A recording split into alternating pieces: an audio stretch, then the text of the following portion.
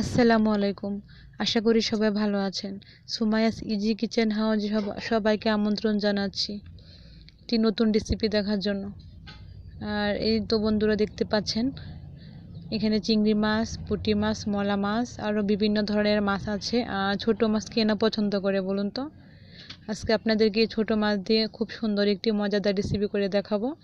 আপনারা ভিডিওটি প্রথম থেকে শেষ পর্যন্ত দেখবেন, না টেনে। আর যারা আমার চ্যানেলটি সাবস্ক্রাইব করেনি তারা সাবস্ক্রাইব করবেন। আর বন্ধুরা দেখতে পাচ্ছেন এগুলা তো কচুরলতি, অনেকেই চেনেন কচুরলতি। আর এখানে নিয়েছি কাঁঠাল বিচি, কয়েকটা ছোট করে কেটে দিয়েছি।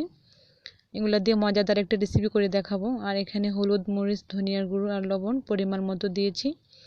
এখন আমি সম্পূর্ণ নতুন পদ্ধতিতে নতুন একটা রেসিপি আপনাদেরকে করে দেখাবো। এভাবে আপনারা বাসায় একবার ট্রাই করে দেখবেন কতটা ভালো লাগে খেতে।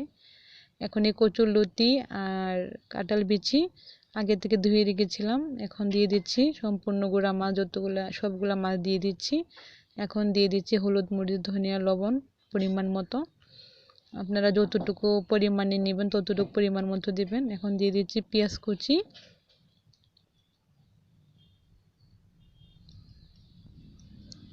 দিয়ে দিচ্ছি কাঁচামরিচ কুচি,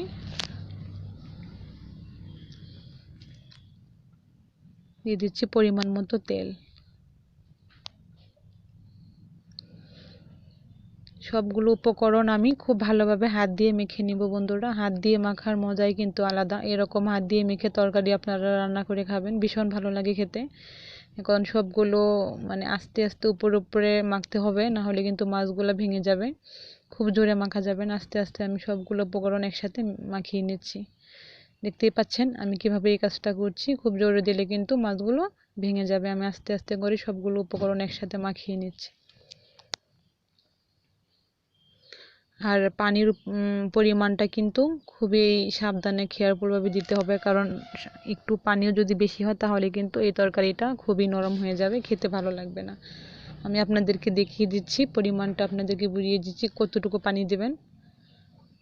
আমি সম্পূর্ণ উপকরণগুলো খুব ভালোভাবে হাত দিয়ে মেখে নিয়েছি। এখন আমি পানি দিয়ে দিব। প্রথমে অল্প করে একটু পানি দিব।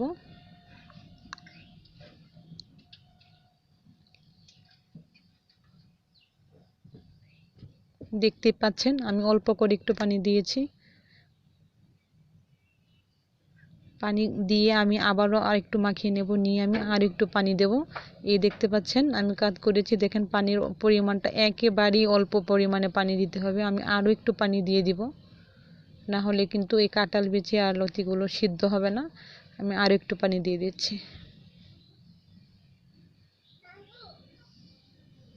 আর একটু পানি দিয়ে দিলাম, দিয়ে খুব ভালোভাবে আবারও হাত দিয়ে এই সবগুলো উপকরণ একসাথে মিশিয়ে নিচ্ছি। আমি আবারও আপনাদেরকে পানিটা দেখিয়ে দিচ্ছি। এখানে হাফ কাপের মতো পানি হবে। খুব বেশি পানি দিলে কিন্তু নরম হয়ে যাবে, খুব খেতে ভালো লাগবে না। এই দেখতে পাচ্ছেন আমি এখানে হাফ কাপের মতন পানি আপনাদেরকে বুঝিয়ে সম্পূর্ণ বুঝিয়ে দিলাম। আপনারা এইভাবে একবার ট্রাই করে দেখবেন।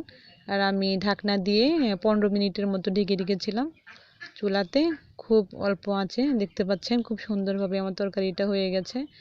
আর চিংড়ি মাছ, লতি এবং কাঁঠাল বিচি সব কিছুই সুন্দরভাবে সেদ্ধ হয়েছে। বন্ধুরা আমার এই ছোট মাছের রেসিপিটি ভালো লাগলে আমার চ্যানেলটাকে সাবস্ক্রাইব করবেন, পাশে থাকা বেল আইকনটা প্রেস করবেন। আর অবশ্যই ভিডিওটি যদি ভালো লেগে থাকে ফ্রেন্ডস এবং ফ্যামিলির সঙ্গে শেয়ার করবেন। আমার এই ভিডিওটি দেখার জন্য ধন্যবাদ। ভালো থাকবেন সবাই, সুস্থ থাকবেন। আল্লাহ হাফেজ।